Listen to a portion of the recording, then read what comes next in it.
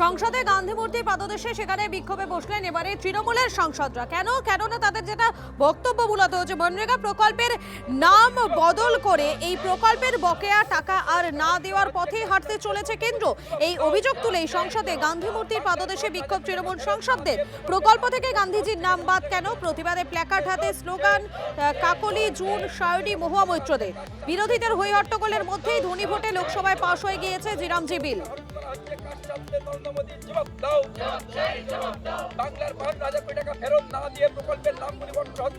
এবং বাংলার 52,000 কোটি টাকা এই খাতে কেন্দ্রীয় সরকার আমাদেরকে না দিয়ে যারা গরিব মানুষ 100 দিনের কাজ করে পেট চালায় তাদেরকে বঞ্চিত করছেন।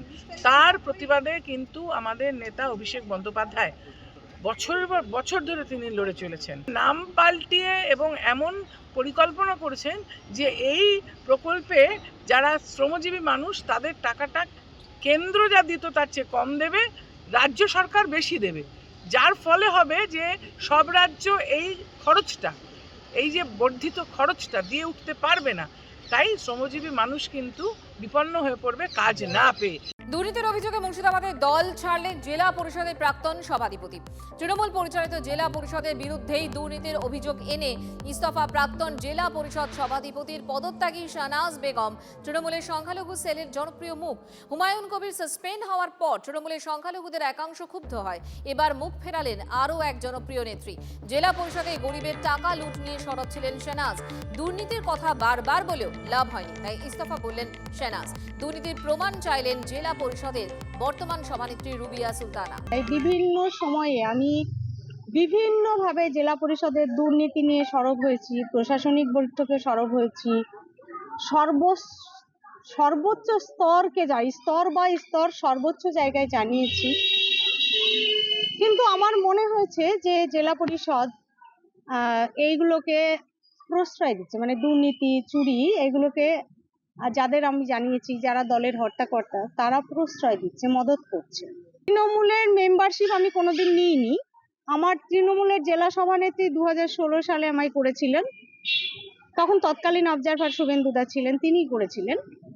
স্বাভাবিকভাবে আমি 2016 থেকে 2023 এর 16ই আগস্ট পর্যন্ত আমি জেলা পরিষদের জেলা তৃণমূল মহিলা সভানেত্রী ছিলাম। বসে থাকবো না এটা নিশ্চিত, কিন্তু কোনো দলে যোগ দেব এই সিদ্ধান্ত আমি নিইনি। কারণ আমার এলাকার মানুষ যারা আমায় রেজিগনেশন দিতে বলেছেন, যাদের কথায় আমি রেজিগনেশন দিয়েছি, তারা এবং আমার পরিবার, তারা যে সিদ্ধান্ত নেবেন তাদের সাথে আলোচনা করে সেই সিদ্ধান্তটাই আমি বাস্তবায়িত করব। মুর্শিদাবাদ জেলা পরিষদ স্বচ্ছ একটা জেলা পরিষদ। এবার তিনি বলছেন তার ব্যক্তিগত জায়গা থেকে, কারণ হচ্ছে যে তিনি বিগত দিনে দায়িত্বে ছিলেন। এই বডিতে ওনাকে দায়িত্ব দেওয়া হয়নি। কেন দেওয়া হয়নি জেলার নেতারা, সিনিয়র লিডাররা বলতে পারবেন। তো সেটা তার ব্যক্তিগত ব্যাপার, এটা নিয়ে আমাদের কোনো কিছু বলার নেই। আর দেখুন, আর একটা বিষয়, এই মুহূর্তে আমাদের প্রত্যেকেরই উচিত যে তৃণমূল কংগ্রেসের জন্য ঝাঁপিয়ে পড়া, আমাদের আগামী বিধানসভা নির্বাচনের জন্য, এটাই আমাদের ইন্টেনশন। কোনো জেলা পরিষদ, উনি একটাই কথা, জেলা পরিষদ স্বচ্ছ জেলা পরিষদ এবং এভিডেন্স নিয়ে কথা বলা উচিত আমার মনে হয়। জেলা পরিষদের সদস্য তিনি সম্প্রতি পদত্যাগ করেছেন দুর্নীতির প্রশ্নে। এটা অত্যন্ত ভালো সংবাদ পশ্চিমবঙ্গের রাজনীতির জন্য, আমাদের জেলার জন্য আরও ভালো। কারণ এতদিন পর্যন্ত আমরা সবাই জানতাম যে তৃণমূলের আসল শক্তি মুসলিম ভোট ব্যাংক। মুসলিমরা আগেই সরতে শুরু করেছে।